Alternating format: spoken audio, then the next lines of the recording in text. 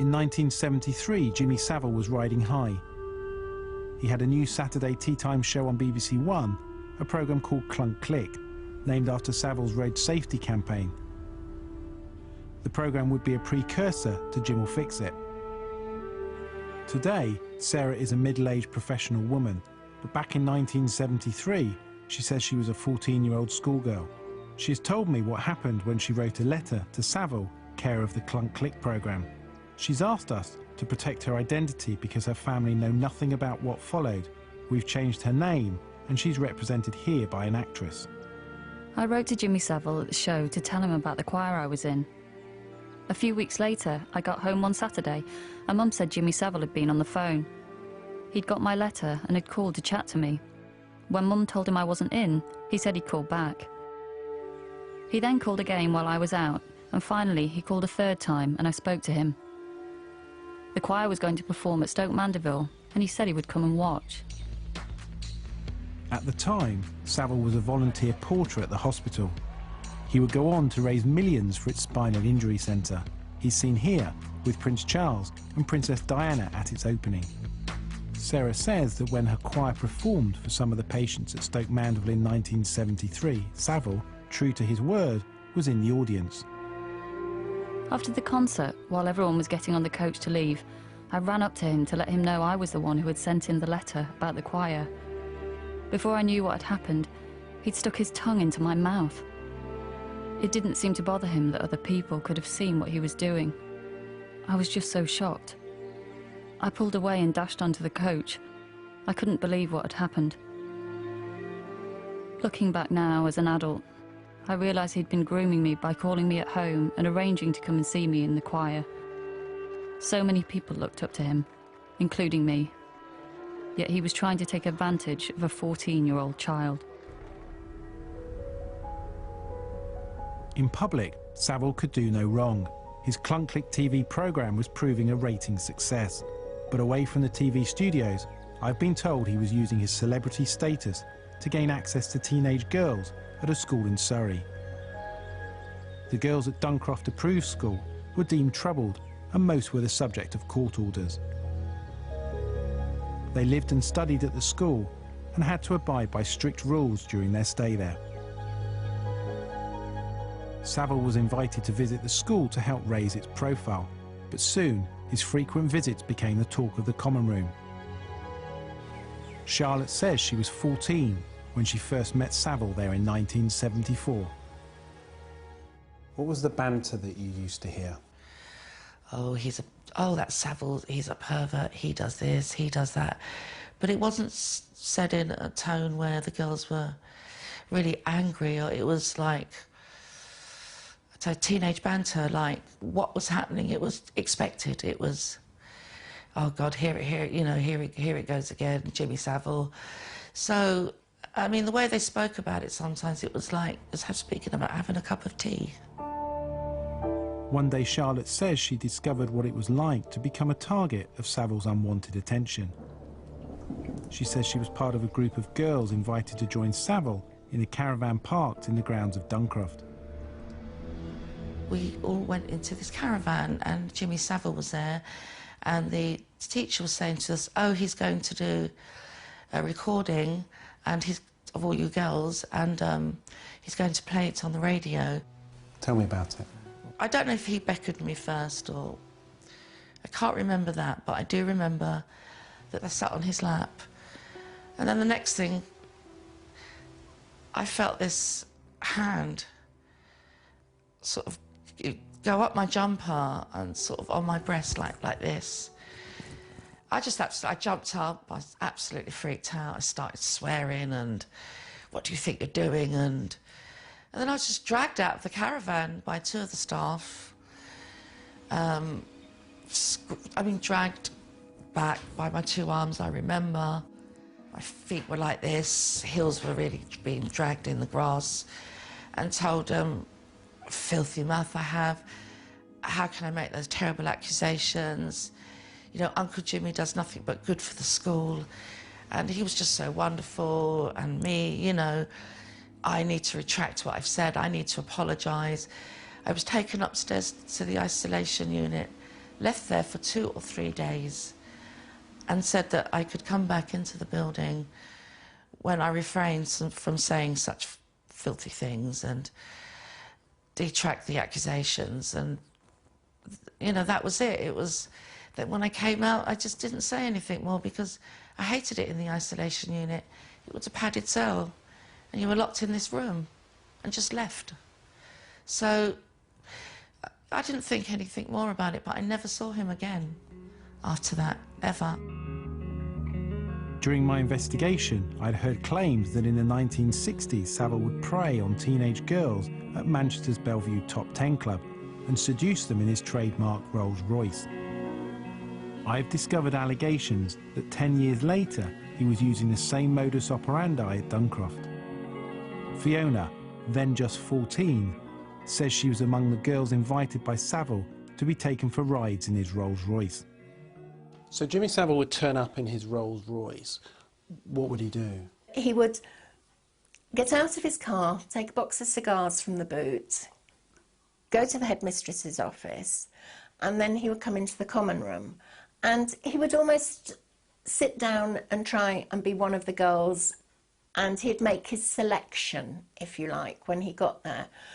And it was quite a treat to be offered to be taken out by him, because we didn't get to go out that much. Occasionally we went in a minibus with rides with one of the members of staff, but it was very controlled and we were only allowed to certain places and things. So to have this gentleman say he wanted to take 2 or 3 of you out with just him, it was freedom, it was wonderful. Sophia, tell me where did that happen in the car? That happened around the Duncroft, the first time that something happened? The very first time he abused me, we were in the car park and the other girls were sat at one of those like picnic tables, benches, together, and I was with him on my own in the back of the car. And I knew the moment he asked me to stay in the car with him what was expected of me, because I was having this wonderful day out and I was expected to pay for it.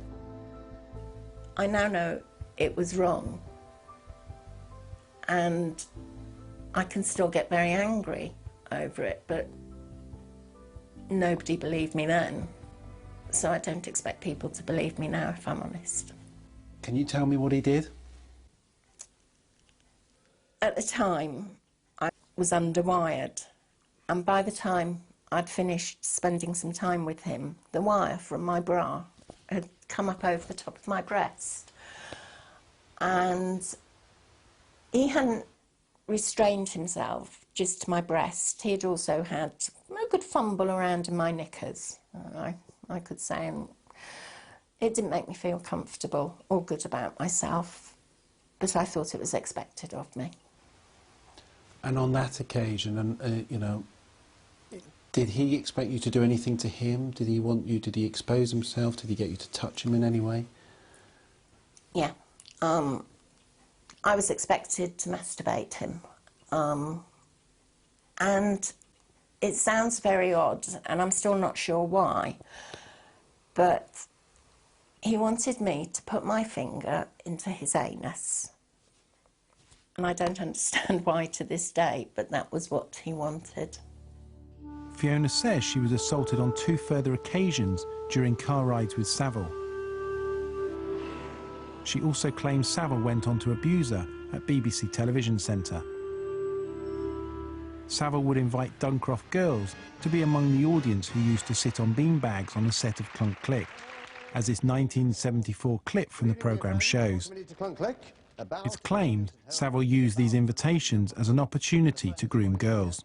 Again, we knew what was expected of us. We had to pay. Tell me what happened to you with him. He had an alcove in his dressing room that had a curtain over it, and he would take you behind the curtain.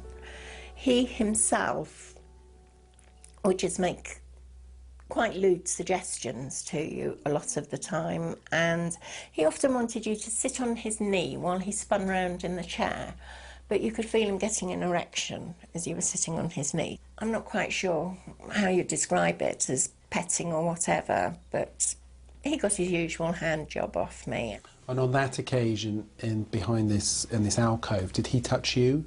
Yes. He always touched my breasts, but at the same time he'd be touching my breasts, he'd always have his hands down my knickers. There were no staff around in the room, just the girls in there and one or two other people. So I suppose the privacy we got was from the curtain in the alcove, but I have no doubt that he went and told everybody else what he did afterwards. And it didn't make me feel that good about myself. And I remember the first time as well, sitting watching the recording of the show, and it was almost as if I wasn't there. I wasn't watching it because I was thinking too much about what had happened and what I had to do the following day and getting there. And I just wasn't concentrating at all on watching this show. It was almost a bit as if I was sat there in a dream state or something. Now then, I think... Savile's Clunk-Click programme attracted some of the biggest pop stars of the day. Get yourselves there like that. Just put yourself in there. Two, I get two. You get two. Here he is with Gary Glitter. I should be giving girls away lessons there, but I'm going to get some down here. The programme gave girls the opportunity to meet some of their idols. Right. All we can say now... Fiona says during a later visit to a recording of the show, she too met Glitter. Good night. See you next week for another Clunk-Click. Ahoy! Fiona doesn't make any abuse allegations against Glitter, real name Paul Gadd. In 1999, Gadd was jailed for 4 months for possessing images of child abuse. He went on to spend over 2 years in a Vietnam jail for abusing 2 girls. But 10 years later, it seems that Savile believed Gadd was more victim than predator. I've obtained a recording of an interview Savile carried out with a journalist in which he appears to defend the convicted paedophile. Now, Gary, all he did was to take his computer into the PC world to get it repaired. And they went into the hard drive, saw all these dodgy pictures, and told the police. And the police then, oh, we've got a famous person. Oh my goodness, yeah, we'll have them.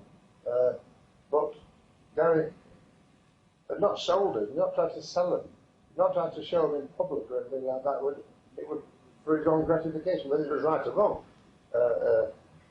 is of course it's up to him as a person. But they didn't do anything wrong, but they are then demonised.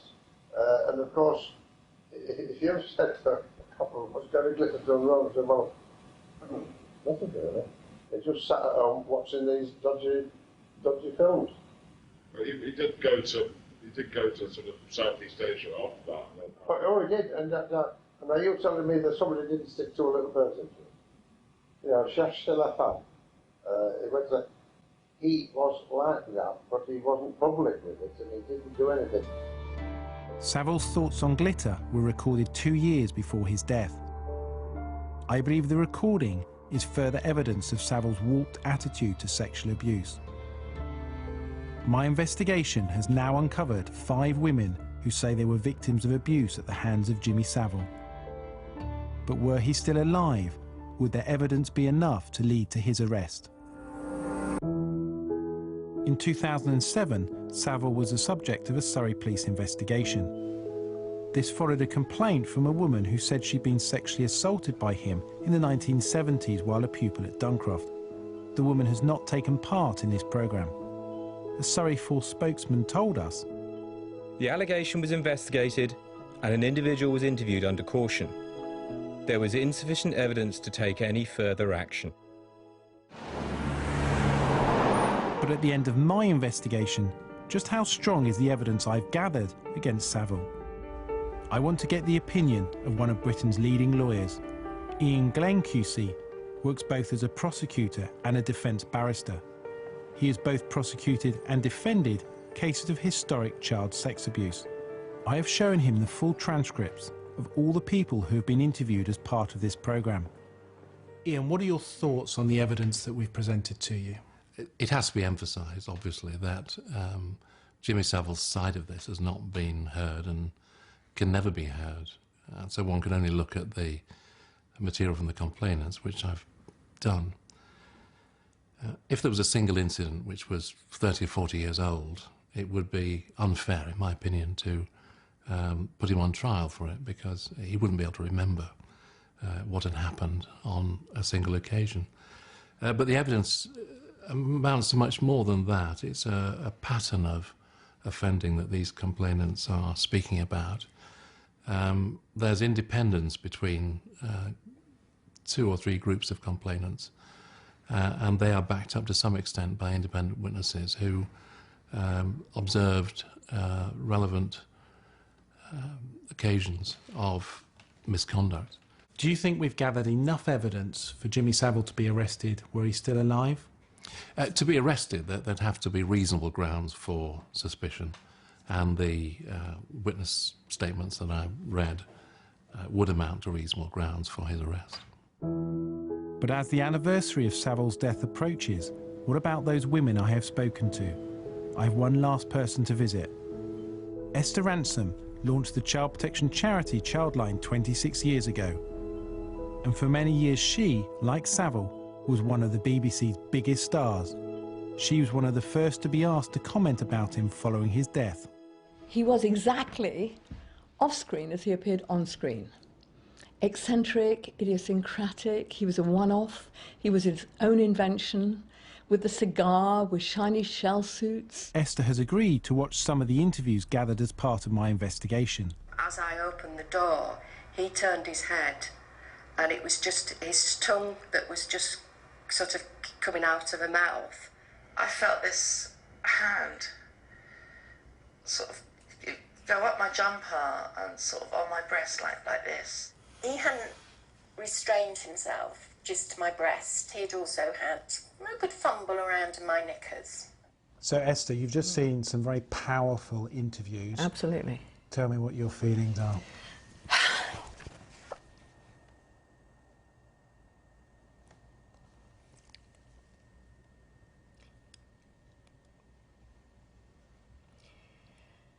Very painful. Very distressing. Because in a funny way, we all colluded with this, didn't we?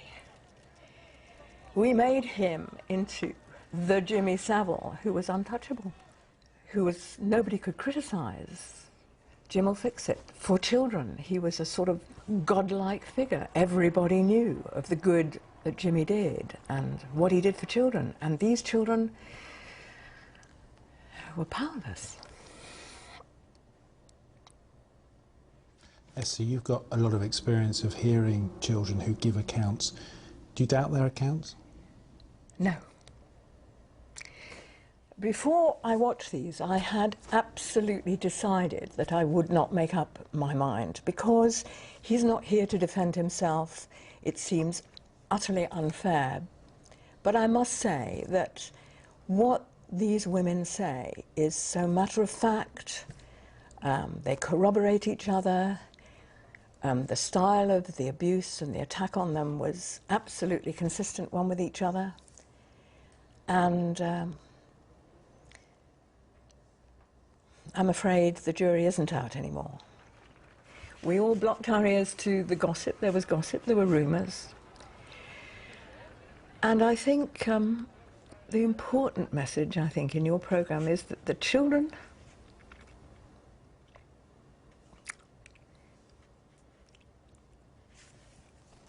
they just mustn't blame themselves. We say over and over again on the phone at Childline, it's always the adult to blame. It's never the child. This is not the child's fault. But what I know about child abuse is it comes off on the child, and the child takes the guilt, the child takes the responsibility. And I say to these women, don't be angry with yourselves. It's the adult to blame. And it's the adult world that created this mythical figure who was above criticism, who was above blame. And of course he wasn't.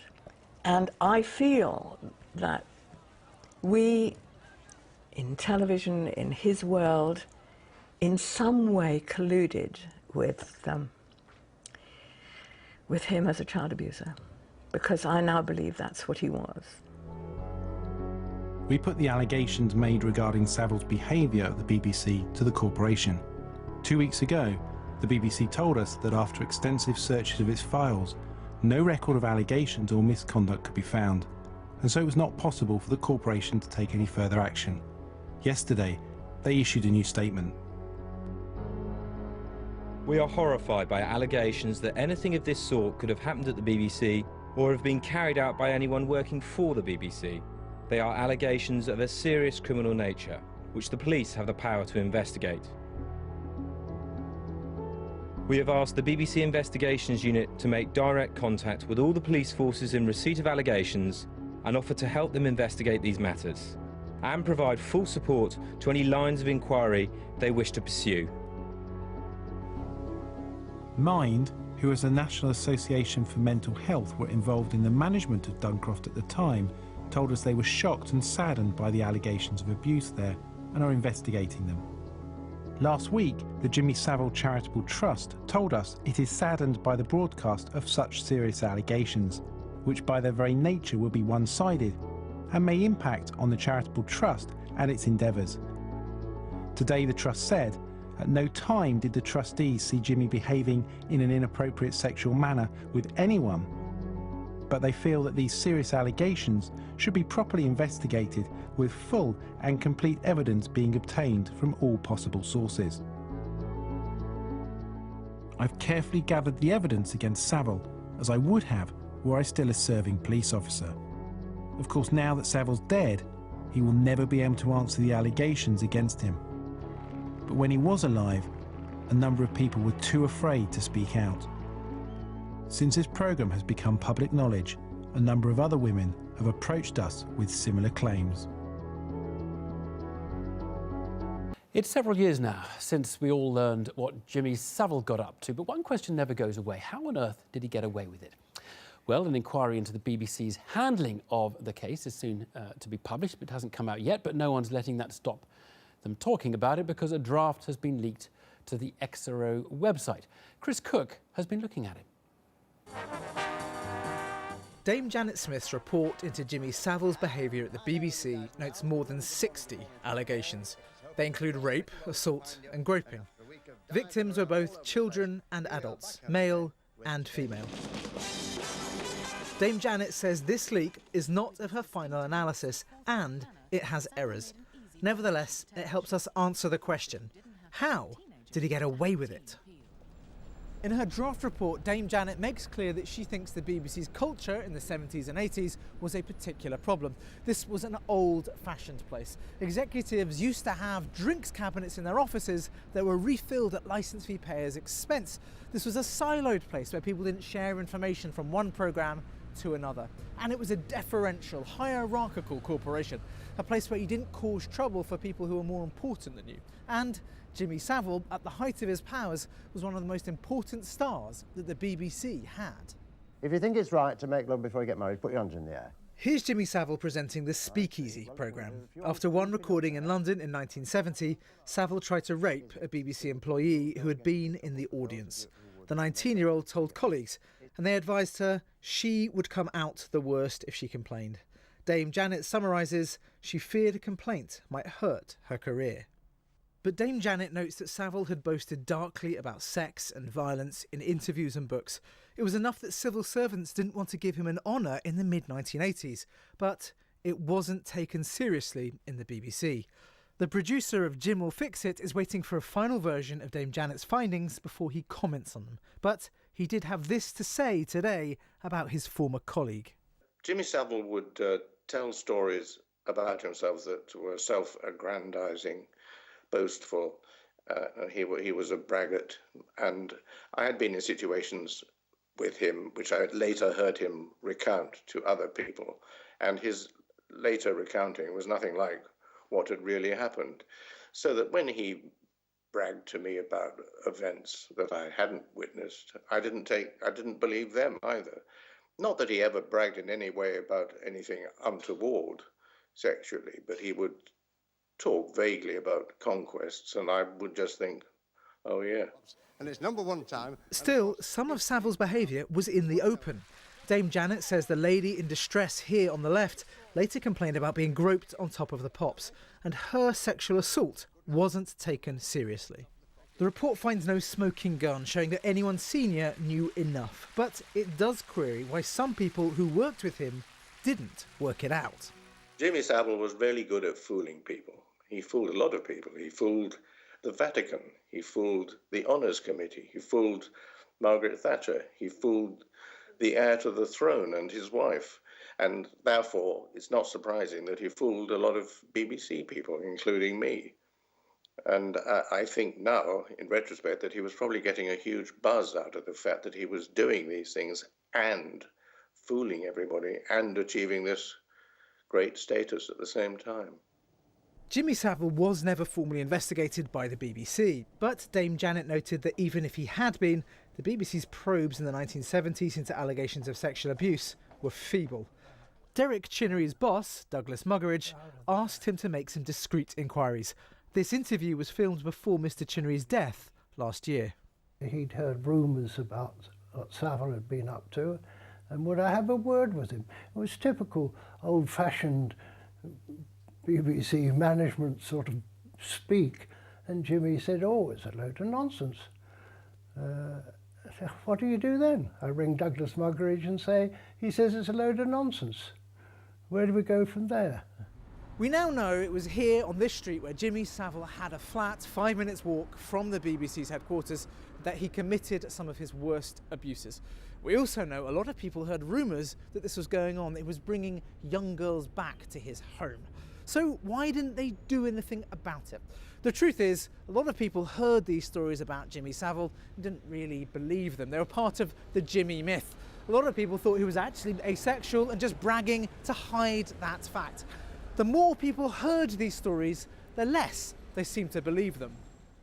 If Dame Janet's final version is close to her draft, she'll find that this is largely a story about people too worried to raise concerns, about naive colleagues who did not or would not see patterns and disregarded rumours, a management that simply didn't think enough of the young people to whom it owed a duty of care.